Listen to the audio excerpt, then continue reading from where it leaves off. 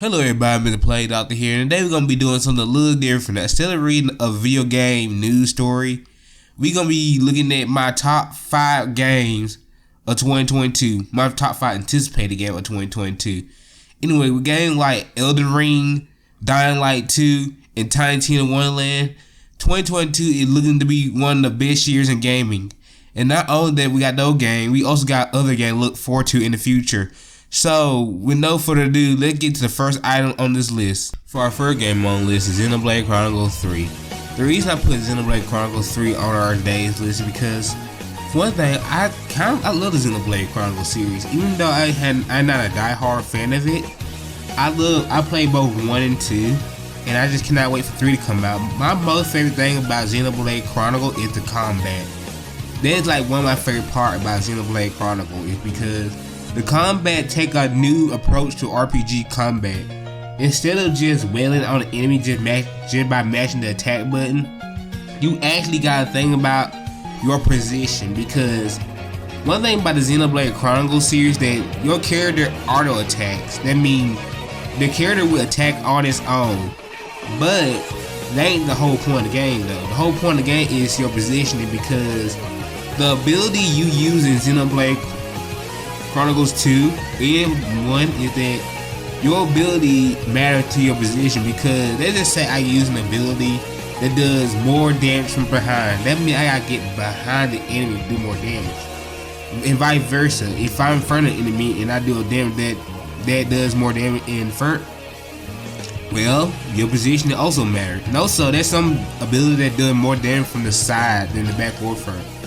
And another thing about Xenoblade Chronicles is that the game also is very kind of difficult sometimes. Like 1 and 2, especially 2, sometimes I actually got pretty stuck on some fights where I could not complete. I don't know, because I was like a Xenoblade noob and did not know how the game 1% worked, or the game would just have some legitimately hard bosses. One thing that comes to mind by hard bosses in the Xenoblade franchise is Jin and I forgot the other dude's name. But yeah, Jin and his other dude name.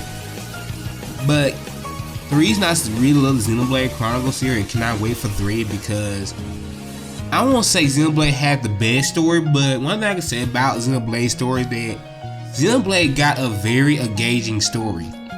Like, of course, the game does follow some anime cliches, like certain parts of the game, like some other JRPG does, but one thing about Xenoblade story is that you really do care about these characters sometimes, and like I say, Xenoblade, the story is just engaging through and through. Like, you never know what's gonna happen.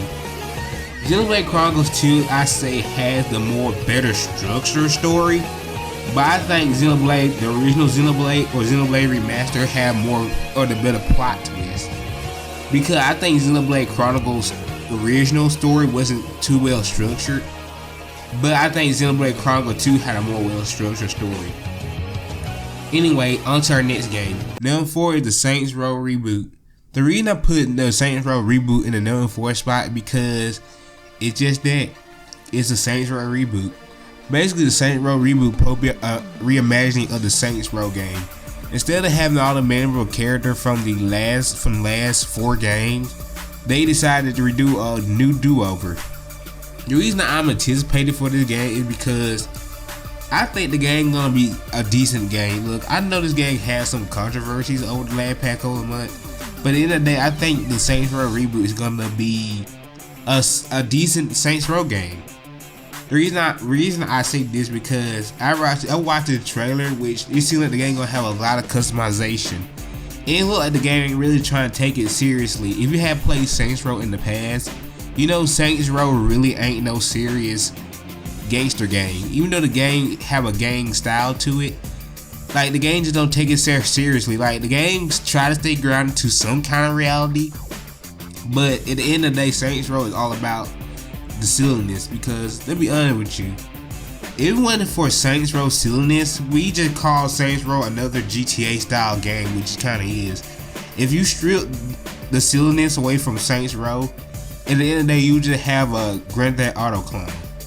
Even though people say Saints Row 2 is like the better installment of the Saints Row series, because it got like a better story, which I kind of agree with.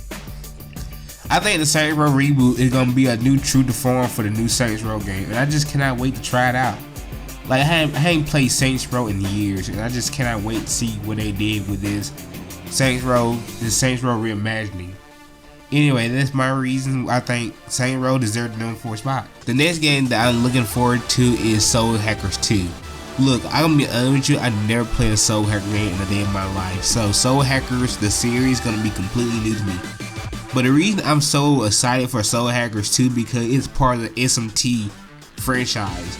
Look, over the couple of months, I have been getting very familiar with SMT, and I love the world and the characters. So knowing that another SMT style game made from the same company, Atlas, is coming out very, very soon, it's very enthralling because not too long ago, SMT 5 released for the Switch, which I bought and played.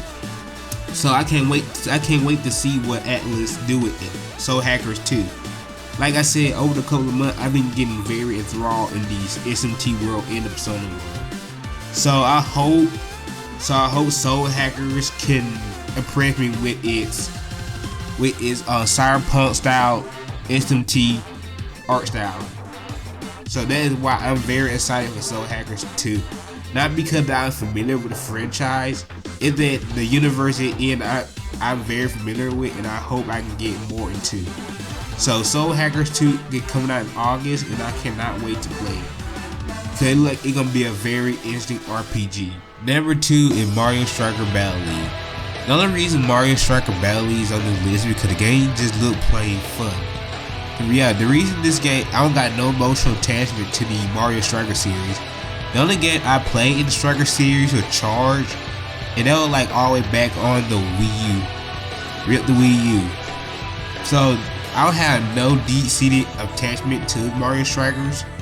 But the reason I put this on the list because the game just looked plain fun. It basically Mario Kart and FIFA thrown into one big arena. That basically Mario Striker Battle League kind of remind me of. So yeah, this is why Mario Striker Battle League is on this list because it just looked fun. It's just like a game where you can get all your buddies together and just play. With like you come from your buddies decide to come over or something. Y'all just want to have a fun ass time. Just put it on Mario Striker Battle League because it will look like what it is. And plus, this game support online play, so you can play people online as well. So this game like this is kind of perfect. The only downside I kind of see about the game is this game gonna be on the Nintendo Network, which we know don't have the best stable connection unless you got a LAN adapter. So yeah, Mario Striker Battle League, I hope it ain't peer-to-peer. So yeah, I kind of say this game can be good if they can get the network coding figured out. So anyway, that's why I put Mario Striker Battle League at number 2. Not because I have emotional attachment to it, it's that the game just looks fucking fun, that's why. And the final game on this list is Splatoon 3. The reason I put Splatoon 3 up as the final number 1 game because Splatoon 3 is one of those games, once you pick it up, you cannot pick it down. The reason I didn't put Mario Battle League on top is because I didn't have no experience with the prior games. But with Splatoon, I do have experience with the prior game.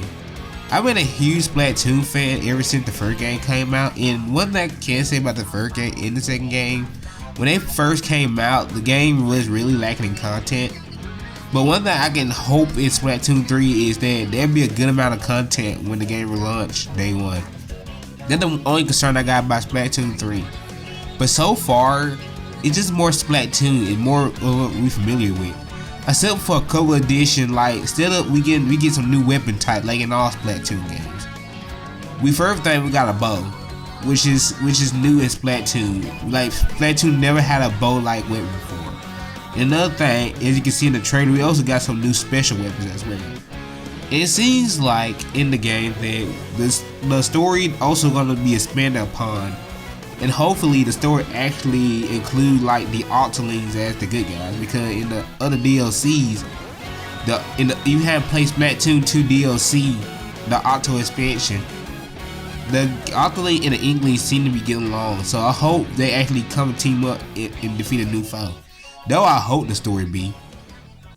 And we also got a new addition from the previous game, Salmon Run. I don't know why I call it a new addition if it's in the previous game, but Salmon Run is coming back in Splatoon 3. Yeah, one of the most fan favorite mode in Splatoon 2 is coming back in Splatoon 3 with a couple of changes.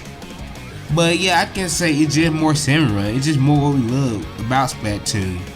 So that's why I picked Splatoon 3 as one of my favorite games, my anticipated game, because it's just more what we love. Splatoon to me is just like it's different when it comes to other shooting games. Like, dude, who knew that spraying ink around a map would be the most popular thing Nintendo ever made? Anyway, that will conclude my list for my top 5 anticipated games. If I sound kind of nasally in the video because my allergy have been kicking my ass for the past couple of weeks, and yeah, this is why my voice kind of sounds a little bit different. But anyway, if you enjoyed the video, make sure to like, subscribe, and ring the notification bell, and leave a comment, positive and negative. I want to keep on doing videos just like this, so if you can leave a comment, positive or negative, I like to have some feedback to see what I can fix, what I can improve on, and just overall what I can do to make better content. So anyway, see y'all later, Mr. Play Doctor. It's been a good day, and this has been a fun video to make. So I see y'all next time with another new article. Peace.